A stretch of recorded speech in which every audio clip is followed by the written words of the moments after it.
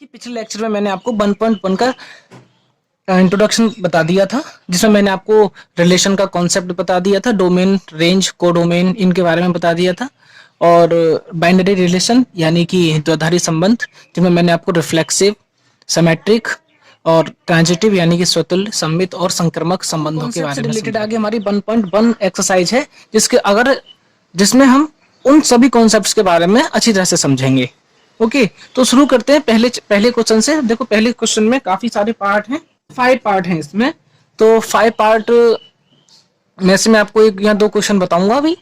फिलहाल देखिए, समझिए। पहला क्वेश्चन आपको दे रखा है, सबसे पहले क्वेश्चन नंबर 1 में समझ लीजिए क्या दे रखा है। क्वेश्चन नंबर 1 में आपको रिलेशन दे रखा है सेट ए। सबसे पहले आपको दे रखा है सेट ए।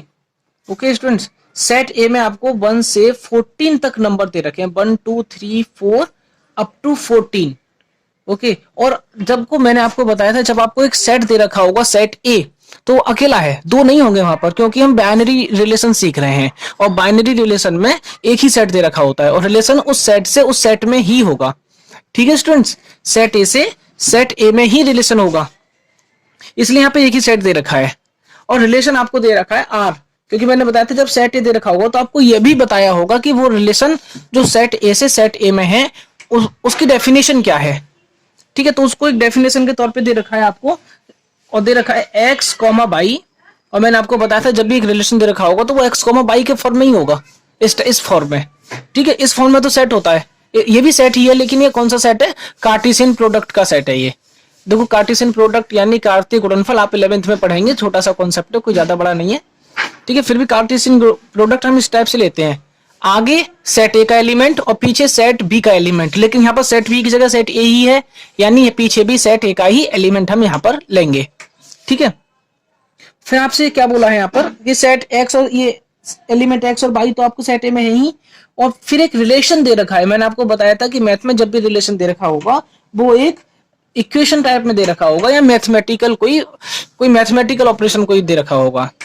ठीक है, तो यहाँ पर एक इक्वेशन दे रखा है और कहा है कि ये रिलेशन से सेट ए के एलिमेंट से जुड़े हुए हैं, ये रिलेशन दे रखा है।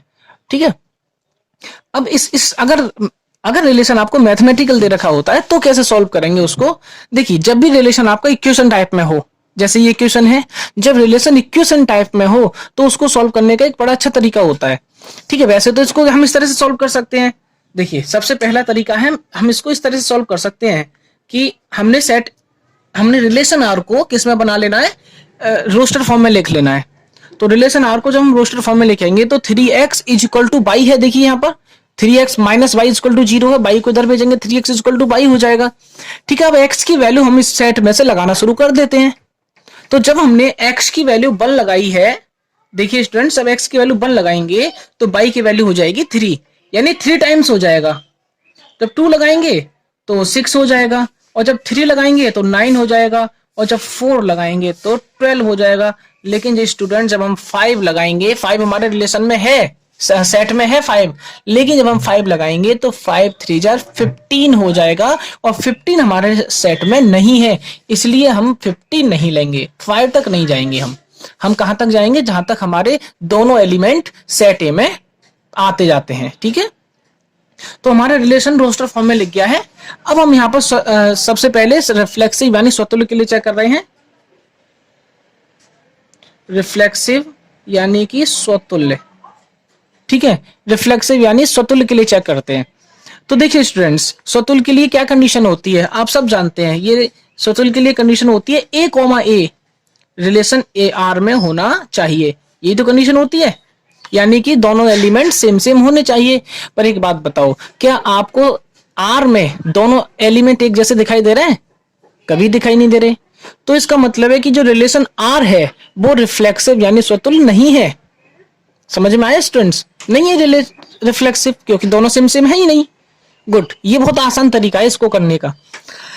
इसका एक तरीका और होता है जिसको अगर हम एग्जाम में करेंगे तो हमें काफी अच्छे मार्क्स मिल सकते हैं। इससे भी मिलेंगे ऐसा नहीं है, लेकिन उस मेथड से काफी अच्छे मार्क्स हमें मिल सकते हैं। वो मेथड पूरा का पूरा कॉन्सेप्ट से रिलेटेड है इसके से। तो जब भी क्वेश्चन आ जाए तो आपको कौन सा मेथड लगाना है वो मैं आपको अभी बता रहा हूँ। देखिए, ये मेथड अच्छा है, इससे आप कर सकते हैं। ठीक है, अपनी भाषा में लिख सकते हैं। ठीक है, तो अब आपको करना क्या है, कि उस मेथड को लगाने के लिए आपने पहले कॉन्सेप्ट को समझें। आप कॉन्सेप्ट क्या कहता है कि ए कॉमा ए दोनों ही रिलेशन में होने चाहिए, यानी ए कॉमा बी का कार्टेशियन प्रोडक्ट होता है, एक्स कॉमा बाई का होता है। सॉरी यहाँ पे चलो एक्स को तो समझाने के लिए लिख दिया है, एक्स कॉमा बाई या ए कॉमा ए, कोई बात नहीं, एक्स कॉमा वाई या ए कॉमा ए दोनों सेम सेम होने चाहिए, यानी एक्स और बाई दोनों बराबर होने चाहिए, तभी तो ए कॉमा ए बैठेगा, तभी तो एक्स कॉमा एक्स बैठेगा। ठीक है, चलो एक्स कॉमा एक्स लिख लो, यहाँ पे कंफ्यूज रहोगे। ठीक है, जब भी तो एक्स कॉमा एक्स बैठेगा, सेम सेम जब भी तो बैठेंगे। तो हमने करना क्या होता है स्टूडेंट्स, कि हम सबसे पहले जब हम रिफ्लेक्सिव प्रूव कर रहे होते हैं तो एक्स बराबर बाई लगा देते हैं। ठीक है, एक्स और बाई को हम इक्वल रख देते हैं। ठीक है स्टूडेंट्स, तो चलिए एक्स और बाई को हमने रख दिया इक्वेशन, तो चलिए एक्स और बाई को हमने रख दिया इक्वल। तो इक्वेशन कहाँ है हमारा, इक्वेशन है 3x minus by is equal to 0।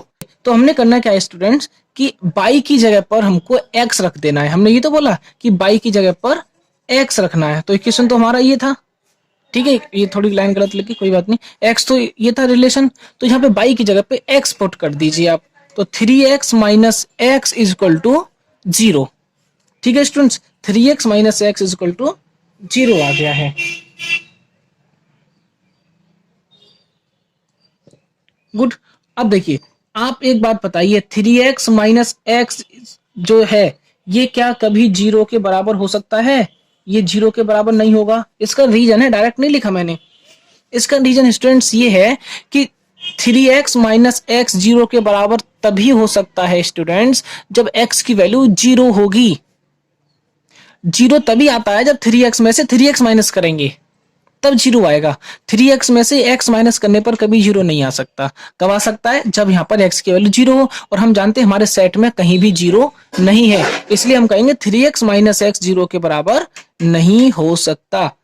अब आप एक बात सोच के देखो, अगर x is equal to y होता, x is equal to y होता, तो होता क्या स्टूडेंट्स कि 3x minus y is equal to 0 था। समझ रहे हैं मेरी बात को? 3x minus y is equal to 0 था, तो बाई की जगह पे हमने क्या रख दिया? x, तो भी तो 0 के बराबर होना चाहिए। लेकिन हमने यहां पे देखा कि 3x माइनस एक्स कभी भी 0 के बराबर नहीं हो सकता, यानी कि x बराबर नहीं है बाई के। और जब x बराबर नहीं है बाई के, तो ये रिफ्लेक्सिव नहीं है, then relation is not reflexive, यानी स्वतुल्य, हम ये संबंध स्वतुल्य नहीं है। आई बात समझ में?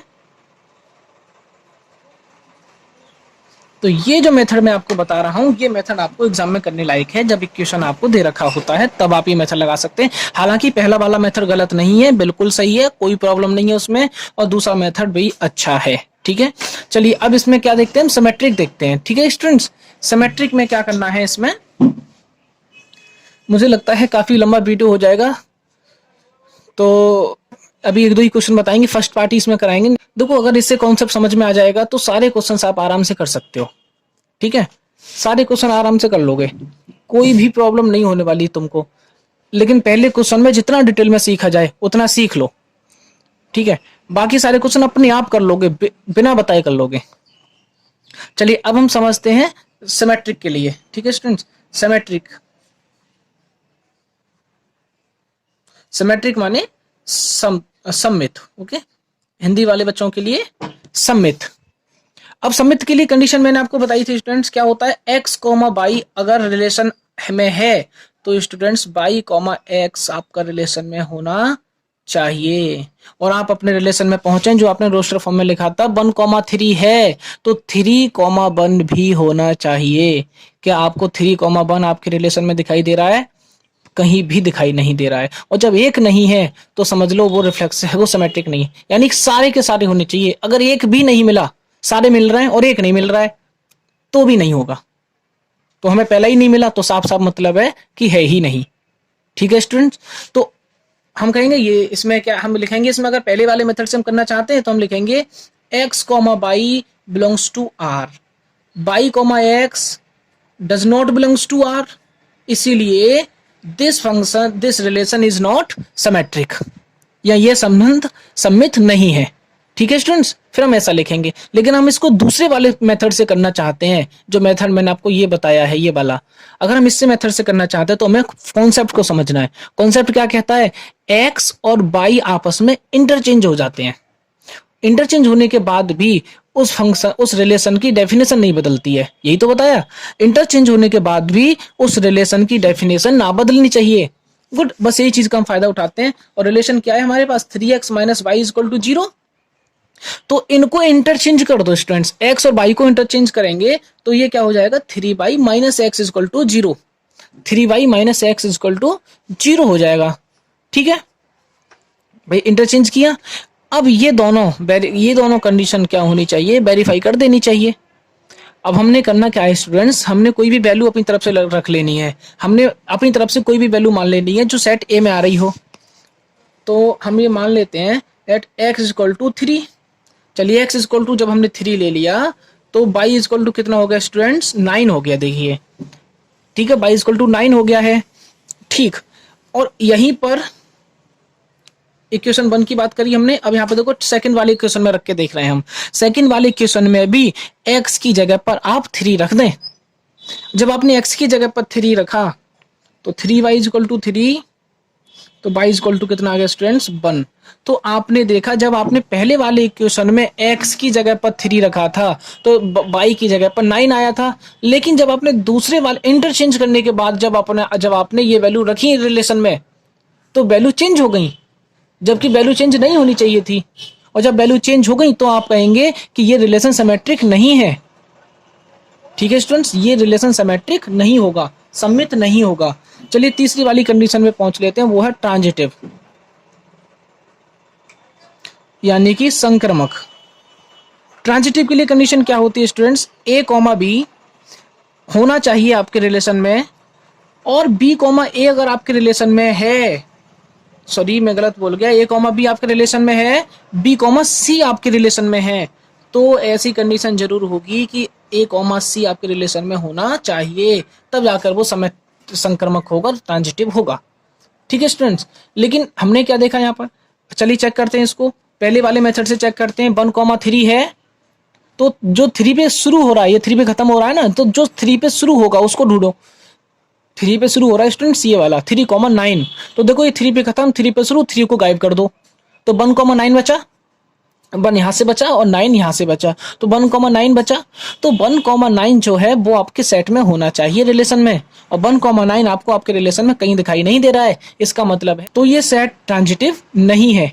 ठीक है, अब इसको हम दूसरे वाले मेथड से कैसे करेंगे, मैं आपको इसी सवाल को 2 मेथड से करके दिखा रहा हूं। आप दोनों मेथड से सवाल को किसी भी मेथड से कर सकते हैं, इसलिए ये थोड़ा सा लेंथी हो रहा है। ऐसा नहीं है कि मैंने दोनों मेथड से आपको एक साथ करना है, मैं 2 मेथड से करके बता रहा हूँ, दोनों से आपको किसी से भी कर सकते हो। तो दूसरे वाले मेथड से जब हम इसको, पहला मेथड थोड़ा आसान होता है, दूसरा मेथड थोड़ा सा ट्रिकी होता है, थोड़ा सा, लेकिन नॉर्मली अच्छा वही है दूसरा वाला ही। ठीक है, तो अब दूसरे वाले मेथड में हमने करना क्या है कि इक्वेशन लेना है 3x minus y is equal to 0। Method समझना तीसरे वाले के लिए क्या करना होता है। फिर हमने करना क्या है स्टूडेंट्स कि हम जानते हैं कि a कॉमा बी है तो b कॉमा सी होना चाहिए, समझ रहे हैं। वैसे आपके क्वेश्चन में एक्स वाई दे रखा है, मैंने ए भी ले लिया, कोई फर्क नहीं पड़ता। एक्स कॉमा बी, ए कॉमा बी है तो बी कॉमा सी होना चाहिए। चलो कोई बात नहीं, यहाँ पे एक्स कॉमा बाई कर लो, कोई दिक्कत है, ऐसे इसकी जरूरत नहीं है। बाई कॉमा जेड, तो जेड कॉमा एक्स होना चाहिए, एक x comma z, sorry x comma z आपके रिलेशन में होना चाहिए। ठीक है, तो 3x minus y is equal to 0 है। तो स्टूडेंट ध्यान रखना है इस स्टेप को, पहला इक्वेशन मान लेते हैं इसको सही मान लेते हैं। Suppose that this relation is in the set relation A. ठीक है, और 3x के बाद बाई आता है और बाई के बाद जेड आता है, तो 3 माइनस जेड हमने मान लिया कि ये रिलेशन आर में होगा। ठीक है, ये हमने मान के चले कि देखो होगा ही होगा। देखो यहाँ पे है कि नहीं है, देखो 1,3 है यानी x, बाई है, तो देखो ये 3 पे खत्म हो रहा है तो ये 3 पे शुरू हो रहा है, 3 पे ये शुरू हो रहा है, यानी कि ये जो है बाई कॉमा जेड है। देखो ये बाई हो गया, 3 बाई है तो देखो 22 कॉमा और 9 हो गया जेड। ठीक है, तो जेड हो गया। तो ये कंडीशन हमने दोनों प्रूव मान ली, सही मान ली कि ये हैं। तो देखिए स्टूडेंट्स क्या होगा, एक चीज ध्यान दीजिए, कि 3x/z 3z minus x equal to 0 होना चाहिए। ये कंडीशन हमको क्या करनी है, ये कंडीशन हमको प्रूव करनी है। ठीक है स्टूडेंट्स, ये कंडीशन प्रूव करनी है हमें। ये है नहीं, ये मानी सपोज सही नहीं मानी है, ये तो लानी है हमको इन दोनों का यूज करके।